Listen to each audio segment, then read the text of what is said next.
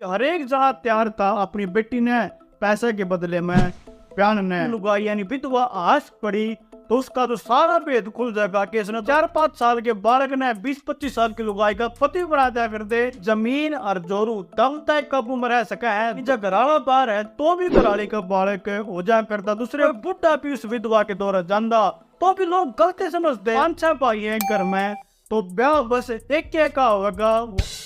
राम राम दोस्तों, औरत की बस कुर्सी एक चीज देख कर पुराने टाइम में रिश्ता लिया जाया करता और जब ये कदे कदार विधवा हो जा कर दी तो के इनके लिया बना कर दी।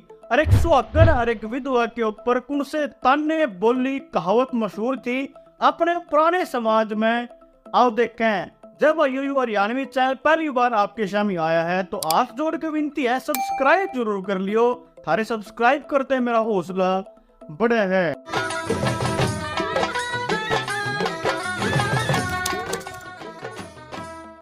ये रिश्ते क्यों करवाया कर दे दोस्तों, अंग्रेजा का टाइम था, इनने टैक्स ला रखा था बहुत बड़ा तो हर एक घर के बस की बात नहीं थी टैक्स पढ़ना। तो जब छोरे खातर बहुत देखने जाया कर दे तो बस एक के मन में बात रहा कर दी, चाहे काली हो चाहे भूरी हो, बस मजबूत होनी चाहिए, लंबे हाथ पाए की होनी चाहिए ताकि ओंदे ब्याह खेत में थोड़े गेल जाके खेत कमाने लग जाए। आपने देखा भी होगा अपनी दादी परदादी और सावले रंग की बेसों को पर मजबूत हाथ पाया की सॉलिड बीर होया करती। यू ई बाला सिस्टम को नहीं था कि चाहे कैचली सी छोरी हो डिकड़े वर्गी पर भूरी होनी चाहिए। अरे बाप रे, ये तो धोती खोल रहा है। पुराने टाइम में इस पे कहावत भी थी कि बड़ी बहू बड़े बाग छोटा बंदड़ा गने सुहाग। यानी बड़ी बहू चाहे उम्र में हो चाहे कद में वह भाग्य लेकर आओगी और छोटा बंदड़ा दूल्हा चाहे छोटा है चाहे कद में हो चाहे उम्र में हो वो भी बागाड़ा होगा। जिनके बाद बयान में दिक्कत आया कर दी फिर वह मौल की बहू लेकर आया करते जो कर आज हिमाचल तक चाहे फिर बिहार तक लेकर आवा है। उस टाइम पे यो काम दोस्तों अपने हरियाणा के भीतर लोकल लेवल पर भी होया करता। अब आप सोचोगे कि भाई उस टाइम पे कितने रुपया बहू मिलती होगी तो भाई पहले तो 50 रुपया मिला करती, लेकिन टाइम पे इसके प्राइस ऊपर नीचे होंगे रहा करते। साल 1918 में जब कत्तर वाली बीमारी आई थी तो 500 रुपये पर बहू का प्राइस बढ़ कर 2000 रुपये पर बहू हो गया था क्योंकि बहुत घने लोग मर गए थे। इसके उल्टा से देखें तो हिसार में 1921-22 में सूखा पड़ा था, सब तो रुपये से ही कमी हो गई थी तो वायु प्राइस 2000 तक घट के 500 रुपये आ गया था क्योंकि हर एक जहाँ तैयार था अपनी बेटी ने पैसे के बदले में प्यान ने। इसलिए देही पे मेव मुसलमानों के ऊपर एक कहावत भी प्रचलित थी कि मेव बेटी जब दे जब कोई उसकी ओखड़ी पैसा तय भर दे। यानी एक मेव मुसलमान अपनी बेटी ने उसका ब्याह होगा जो उस मेव की ओखड़ी ने पीछा तय ठोक देगा।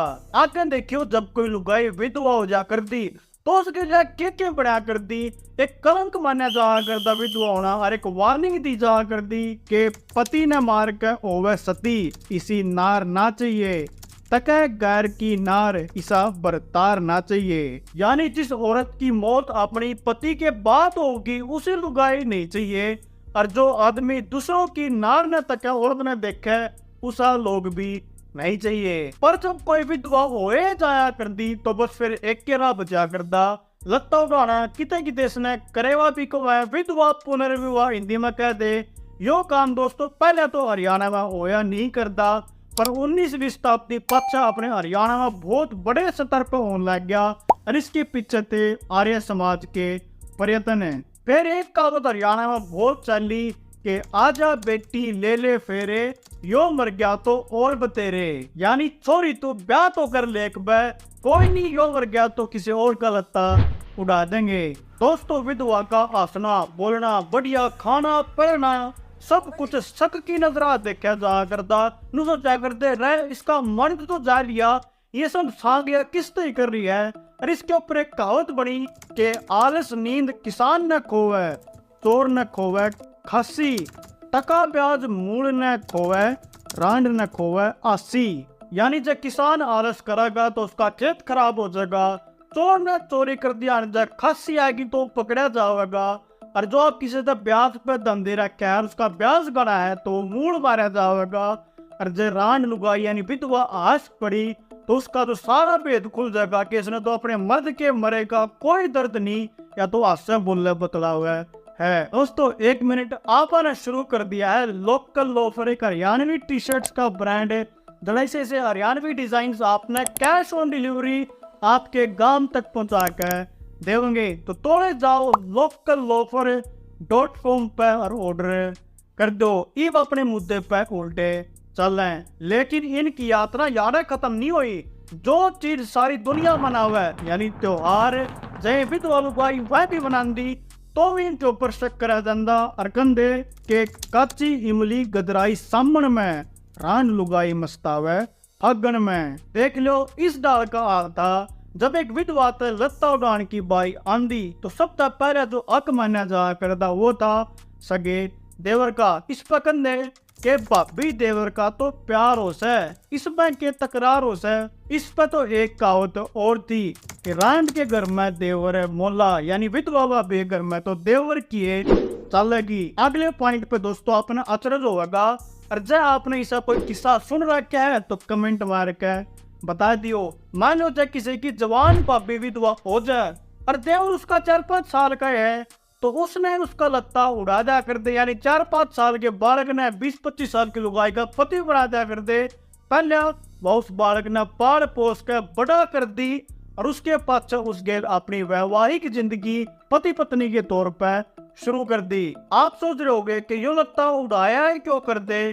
तो दोस्तों एक तो सोचा कर दे भाई घर की इज्जत घर में रह जाए, और दूसरा विधवा लुगाई के ऊपर किसी का कंट्रोल नहीं होता। जब किसी का लत्ता उसने उड़ा देंगे तो वो आदमी उसने कंट्रोल करके रखेगा। और इसके ऊपर भी क्या होता है कि जमीन जोई जोर की जोर घटी और की, यानी जमीन और जोरू तब तक काबू में रह सका है, जोर घटा और ये किसी और की हो जाएंगी। एक दूसरी बात यह भी थी कि विधवा लुगाई के लिए कोई भी मर्द कितना साफ मन से बात कर लेंदा पर समाज उसने गलत समझा करता। जब कोई बुढ़ा भी उस विधवा के दौरे जाता तो भी लोग गलती समझते। और इसके ऊपर भी एक कहावत बनाई कि जवान रांड बुढ़े सांड। यो लत्ता उड़ाना जब गांव के समाज का एक हिस्सा बन गया तो दोस्तों रंग रूट यानी सैनिक भी बहुत ज्यादा फौजाओं भर्ती होने लगे, क्योंकि उन्हें पता लग गया कि जब मेरा कुछ हो गया युद्ध में लड़ाई में तो मेरी घरवाली मेरे पास से धक्के खांदे नहीं आंडेगी बल्कि किसी न किसी मेरे भाई का लत्ता ओढ़ लगी। इसके ऊपर लुगाइया ने कहावत बनाई कि सूरा रण में जाकर लोहा करो निशंक, ना मोहे चढ़े रंडापा ना तोहे चढ़े कलंक। हे मेरे सूरवीर पति जा युद्ध में जाकर युद्ध करे, तेरी मौत तब मैं विधवा नहीं बनूंगी बल्कि किसी और का लत्ता ओढ़ लूंगी। अगला पॉइंट सुनकर आपका सिर भी चकरा जाए तो कह दियो। दोस्तों मैं जो 5-6 भाई हैं घर में तो ब्याह बस एक का होगा, वह बड़े भाई की बहू बननी जाएगी लेकिन पत्नी वह सबकी होगी। अपनी जो पारिवारिक ड्यूटी है वह सारे भैया के लिए निभावेगी। इसके ऊपर लुगाइया ने एक और कहावत बनाई कि मार कुट के पापन गेरी देवर कर लिया घर का, मैं तो माड़ी हो गई राम धंधा कर कर इस घर का। मतलब इस घर के लोग मेरे ऊपर हाथ बिठाते हैं, यौन शोषण भी सारे करे हैं और प्रभु जी मैं तो इस घर का काम कर करके कति पतली होगी। इसके ऊपर एक और कहावत थी समाज में कि जेठ के भरोसे पेट, यानी जब घराला बाहर है तो भी घराली का बालक हो जा करता दूसरे भैया था। और समाज में यो सिस्टम है